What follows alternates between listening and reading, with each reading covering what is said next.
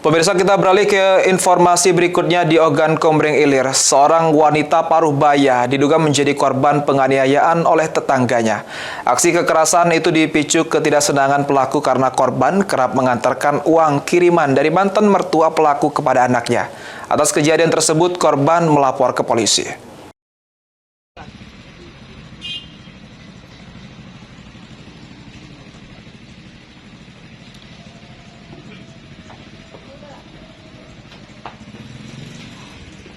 Nur Hayati, 57 tahun, warga desa Serigeni, Kecamatan Kayu Agung, Ogan Komering Ilir, mendatangi sentra pelayanan terpadu Kepolisian Polres Oki atas laporan penganiayaan yang diduga dilakukan oleh tetangganya.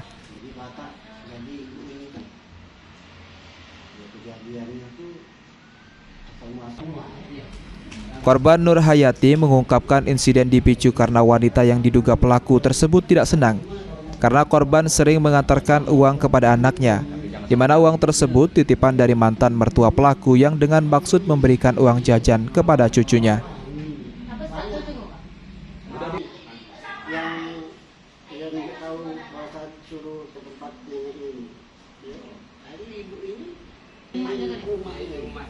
Terduga pelaku mendatangi korban saat hendak mandi. Korban bahkan sempat dimarahi dan mendapat perlakuan kasar hingga pelaku menarik kerah baju korban dan menyeretnya sampai keluar jalan perkampungan. Korban mengalami luka di beberapa bagian lututnya dan sakit pada bagian leher. Narik rambut.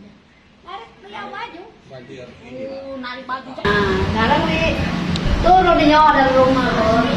Aku baru dah, itu aku ingatkan anak biar masalah.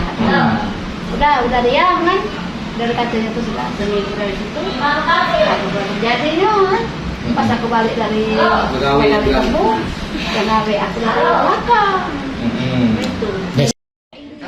Laporan korban telah diterima oleh pihak kepolisian namun belum bisa diproses karena masih menunggu adanya saksi saat di tempat kejadian perkara. Novan Wijaya, PAL TV.